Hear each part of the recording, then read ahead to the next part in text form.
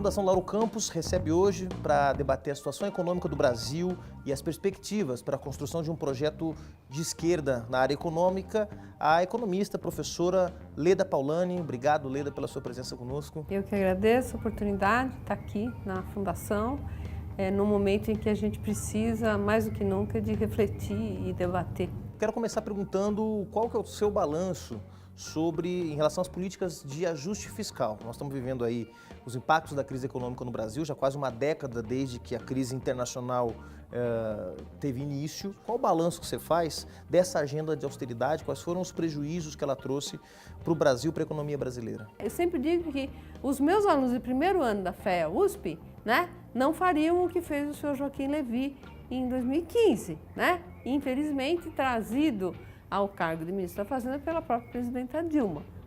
Tenho certeza absoluta que a redução que houve no PIB jamais teria sido tão forte se não fosse a política agressivamente anti-gasto, etc., que foi aplicada naquele ano. Além disso, a gente já tinha um cenário em que os investimentos públicos estavam muito reduzidos. Eu diria que desde o começo da primeira gestão da presidenta Dilma, os investimentos públicos tiveram um papel fundamental no que a gente está chamando de milagrinho, que são aqueles anos em que houve crescimento, 2004 até 2010. O primeiro governo da presidenta Dilma já se inicia com um corte grande, na casa sim, de 50 porque veja bem, a reais. presidenta Dilma, o que ela percebeu? Ela percebeu corretamente que a crise externa finalmente estava batendo no chamado mundo emergente, dos países emergentes. Muito bem, então a presidenta Dilma percebeu que tinha que desvalorizar o câmbio, que esse câmbio apreciado não podia continuar, e a forma de desvalorizar o câmbio foi reduzindo os juros, que está absolutamente correto. Uma das coisas que valoriza o câmbio é o juro alto, porque o juro alto ele traz continuamente dólares para dentro do país. Como a gente vive num regime de câmbio flutuante, você tem sempre uma enorme oferta de dólares que vem aqui se beneficiar da taxa de juros elevada, do preço baixo das ações, que decorre um pouco também disso, dos ativos baratos, etc. E com isso a taxa de câmbio se aprecia. Então qual é o jeito de você reduzir isso? É você reduzir juro real, Juro real, não é juro nominal. Juro real. Juro real é o juro descontado da inflação. De fato, os juros foram bastante reduzidos. Foi o menor patamar do juro real que se observou nesse período todo. Só que eu acho, essa é a minha avaliação, que o grande erro aí da política econômica foi ter feito, junto com isso, as desonerações fiscais. O que se acordou era que era preciso melhorar as condições para que o investimento privado fosse retomado. Desoneração fiscal é uma forma muito ruim de fazer política industrial, no meu entender. Por quê? O que a Dilma fez é diferente do que o Lula fez. O presidente Lula, quando houve a crise, além de aumentar o crédito, tudo, expandir o consignado e tudo mais, pedir para as pessoas consumirem, não sei o quê, o que ele fez? Ele alterou os impostos que incidem sobre os preços dos bens. Ele reduziu o IPI de automóveis e dos eletrodomésticos de linha branca, que são sempre os mais demandados pelas donas de casa, etc. Quando você reduz um imposto que incide diretamente sobre o preço do bem, não tem jeito de o empresário embolsar isso aí. Recompor sua margem de lucro, ele vai... Não tem muito jeito, entendeu? Porque o preço em si, o imposto em si sobre o preço do bem. O governo está retirando o imposto ou está reduzindo o imposto, o preço do treco tem que cair. Não tem como ele disfarçar esse treco e enfiar essa redução do imposto no bolso dele. Os governos do PT não alteraram as bases macroeconômicas do tripé, metas de inflação, superávit, câmbio flutuante?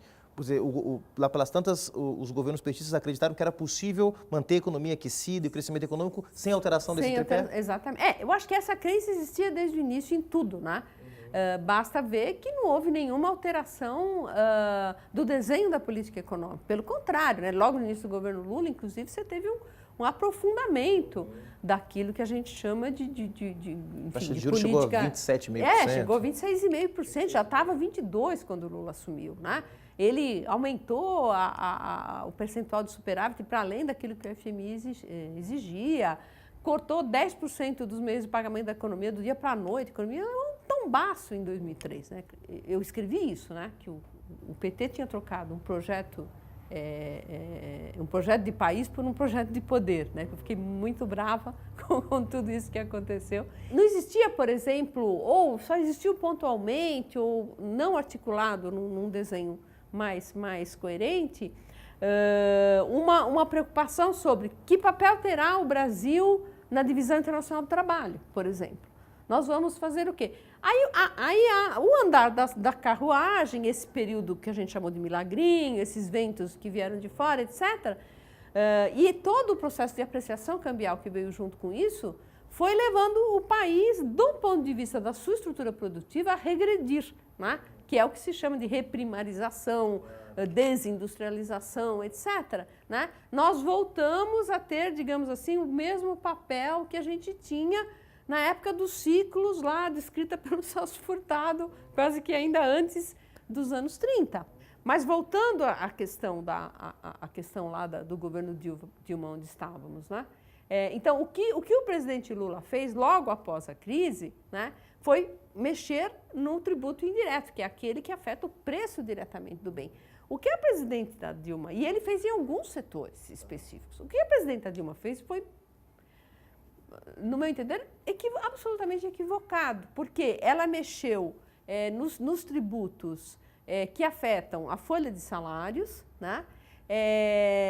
Apostando que este espaço seria utilizado pelo setor privado para investir, e não foi isso que aconteceu, né? Na realidade, isso virou margem no bolso dos empresários. E isso ainda tem um subproduto muito mais complicado ainda, que esses tributos são fontes de financiamento da Seguridade Social. Então, você está reduzindo, né, recursos que foram criados, né, tanto a contribuição social sobre o lucro líquido, quanto a COFINS, etc., foram tributos que foram criados para financiar o sistema de Seguridade Social pela Constituição de 88. Então, você faz uma política, né, industrial que errada, porque ela não tem nada que garanta, né, que a redução da arrecadação do governo vai virar investimento privado, né? E ainda por cima você afeta o financiamento da Seguridade Social e vai jogando água no moinho de quem diz que precisa fazer as reformas, etc., etc., né? Então, ou seja, é uma política que não funcionou. E por último, né, ainda um último elemento, como ela tinha a ortodoxia econômica, ela nunca deixou de estar presente nos governos do PT. Com maior ou menor força, ela sempre lá esteve. Ao invés de sanar os efeitos da crise, como o governo Temer agora diz, que olha, veja só, fizemos austeridade, graças a isso estamos tendo aí os primeiros sinais da retomada da atividade econômica, etc. Ao contrário disso, na verdade, a austeridade implementada no final do governo Dilma e aprofundada radicalmente pelo governo Temer, na verdade, aprofundou os efeitos da crise econômica sobre o país. No meu entender, sim, com certeza aprofundou, né? Por causa disso que eu falei, quer dizer, a economia capitalista é uma máquina, né? Ela precisa de ter uns motorzinhos lá funcionando. O que você faz com a política de austeridade é parar um dos motores quando os outros motores já estão parando, né? Porque a política econômica, digamos, dentro da lógica capitalista, ela tem que ser contracíclica. Significa o quê? Que nos períodos em que a economia vai bem, você sim tem que fazer superávit. Você sim tem que fazer o que se chama de poupança pública. Né? Fazer o pé de meia ali, né? Para justamente nos momentos em que você precisar entrar gastando, você não desequilibrar tanto as contas públicas. É o inverso, quer dizer, quando a economia vai bem, você reduz o gasto. Porque você pode reduzir o gasto quando a economia vai bem. Porque você reduz proporcionalmente, em termos absolutos, ele está crescendo, né? Você pode, a arrecadação está crescendo mais do que, quando você reduz em termos do que entra de arrecadação, né? Então, isso significa que você está poupando, que você está reservando recursos públicos para um uso futuro. E quando, ao contrário, a economia está desacelerando, você entra com gasto, não é? Ou seja, se os motorzinhos estão parando, os motorzinhos naturais, você entra com o motor. A política neoliberal, ela faz o Estado agir ao inverso, agir sempre prociclicamente. De modo que... Aprofundando o ciclo recessivo. Está aprofundando o ciclo. Então, ao invés de ele contrabalançar o ciclo, que o comportamento cíclico é natural da economia capitalista por causa da dinâmica do investimento, né? Isso é natural, a economia ela passa por períodos de mais crescimento, de menos crescimento e de estagnação, mas ao invés do Estado, então, poder atuar no sentido de tornar isso menos flutuante, né? Para dar mais estabilidade, a economia, as políticas defendidas pelo neoliberalismo fazem com que o Estado tenha que atuar prociclicamente. Por que a opção por aderir à agenda da austeridade se o governo detinha os mecanismos para fazer uma gestão macroeconômica capaz de manter, digamos, o país com o pescoço fora da água? Eu acho que a sua pergunta pode ser refeita da seguinte forma: por que a presidenta Dilma traz Joaquim Levy, não é isso? Em síntese é isso, porque além do que ela, na campanha política, ela assumiu um discurso de esquerda, um discurso de uma política progressista, de uma política econômica não liberal, né, ao contrário, e aí quando ela ganha, muito apertadamente, ela vira casaca, né, vamos dizer assim, chamado de traição, etc. e tal. Eu tenho respeito pela presidenta Dilma, pela biografia dela, acho que ela é uma pessoa, enfim, honesta e tudo mais, mas é uma questão que tem que ser respondida, né? Por que que isso aconteceu? Eu tenho uma hipótese que eu acho que na minha cabeça faz sentido, né? Mas, evidentemente, teria que ser comprovada aí por alguns estudos. O que aconteceu quando o presidente Lula assumiu a primeira vez? O discurso foi, olha, precisa arrumar a casa, não era isso? Precisa arrumar a casa para depois a economia começar a crescer. Muito bem. Arrumar a casa naquelas alturas significava aprofundar as políticas que já vinham do governo Fernando Henrique. E foi o que o presidente Lula fez. Quem pôs esse discurso na cabeça dele? Quem pôs essa estratégia na cabeça dele? Bom, Palocci, já inteiramente cooptado pelos economistas ortodoxos, Marcos Lisboa, que estava na Secretaria de Política Econômica, no Ministério da Fazenda, né? E o que já vinha de antes, a Carta aos Brasileiros e tudo mais, né? Nós não podemos nos esquecer que antes do Levy, a pessoa que foi procurada para ser ministro, eu me esqueci o nome agora, era o Trabuco. Trabuco, né? O Bradesco. E isso todo mundo sabe, foi claramente uma sugestão do Lula, né? Do ex-presidente Lula. Que também sugeriu a volta do Henrique Meirelles, que agora é ministro do Temer. Exatamente, que também sugeriu a volta do Henrique Meirelles.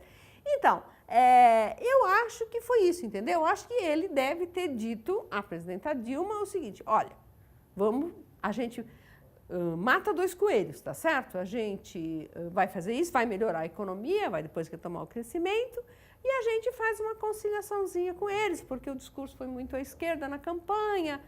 Para mim isso faz sentido, não sei se faz sentido ou não, né? Agora, tem um outro fator aí, que é aquilo que eu chamo de terrorismo econômico. 2014, para mim, é um ano assim, lapidar, de demonstração do que é esse terrorismo econômico. O que aconteceu em 2014? Pela primeira vez, desde 2002, houve um déficit, e não um superávit, nas contas públicas, um déficit nas contas primárias, né? Por que a insistência no superávit primário? Porque justamente é a garantia, vamos dizer assim, de que os recursos para o pagamento do serviço da dívida estão sendo garantidos. Porque um dos resultados do neoliberalismo foi que ele não permite o governo aumentar impostos, mas permite o governo se endividar. Assim como ele não aumenta salário real, mas permite que os assalariados se endividem.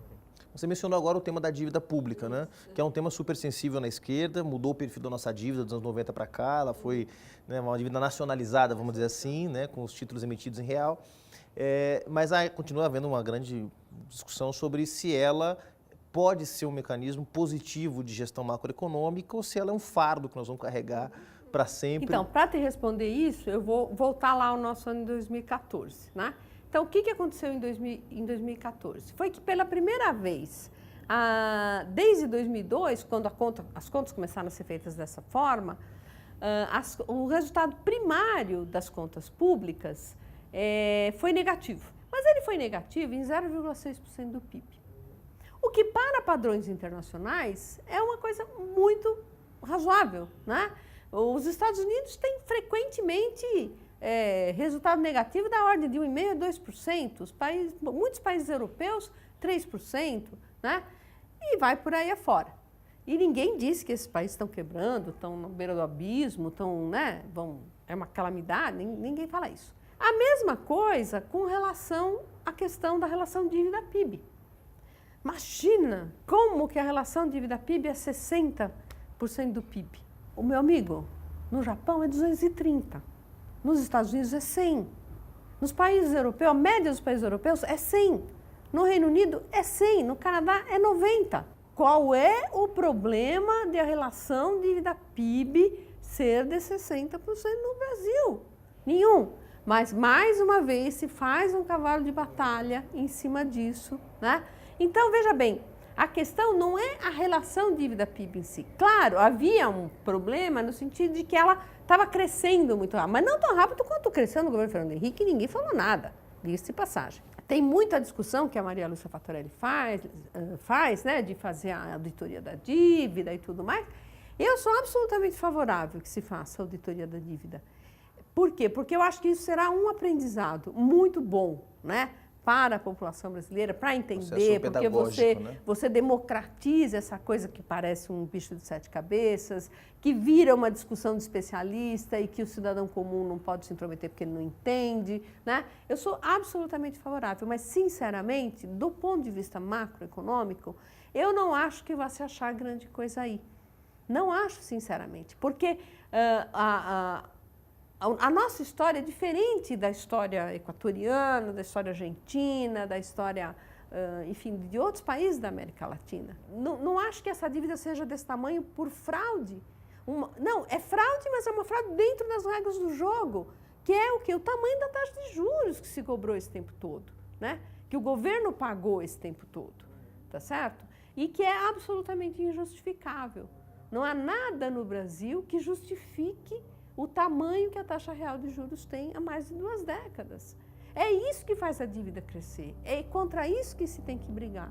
Ainda é possível, Leda, a gente pensar num processo de industrialização no Brasil, ou a gente perdeu o time na divisão internacional do trabalho, e como fazer? Porque aí a gente se defronta com esse tipo de questão que envolve as desonerações, o refis, quer dizer, incentivos que foram dados esperando que o setor privado, produtivo, reagisse, ele não reage e a gente fica na mão. O professor Francisco de Oliveira escreveu lá em 2003 o Ornitorrinco, né? O que ele está dizendo ali, né? Ele defende a tese de que o Brasil perdeu esse bonde, né? De que o tipo de desenvolvimento tecnológico que a gente tem hoje, ele é tão acelerado que seria, digamos, esse desenvolvimento tecnológico associado ao que a gente chama de terceira e quarta revolução industrial, diferente do da segunda revolução industrial. Da segunda revolução industrial, você tem, assim, você vai fazendo todos aqueles investimentos de infraestrutura e tal, e tal, e tal. Chega uma hora que você tem tudo pronto e a partir daí, desse dia D, você tem autonomia. O desenvolvimento, a tecnologia associada à terceira e à quarta revolução industriais, ela tem outra dinâmica, ela está em permanente mutação, ela está, enfim, ela demanda sempre uma disposição de capital para o investimento tecnológico que está sempre muito aquém daquilo que os países menos desenvolvidos têm condições de oferecer para isso. Menos ainda quando você vai retirando o Estado da história, né?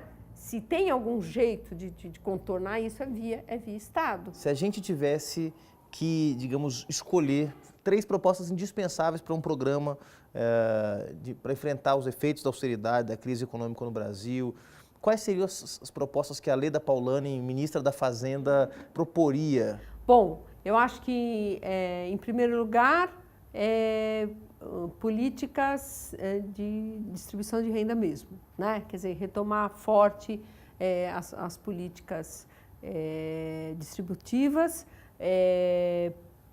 por conta de que o desemprego é uma tragédia para a maior parte das famílias, então o Estado tem que estar presente aí. Segundo, retomar os investimentos públicos para dinamizar a economia, né? Porque isso é da história do Brasil. Em todos os momentos em que houve alto nível de crescimento, isso foi puxado pelo investimento público. Nunca o investimento privado saiu na frente, nunca, em nenhum dos momentos da nossa história, né?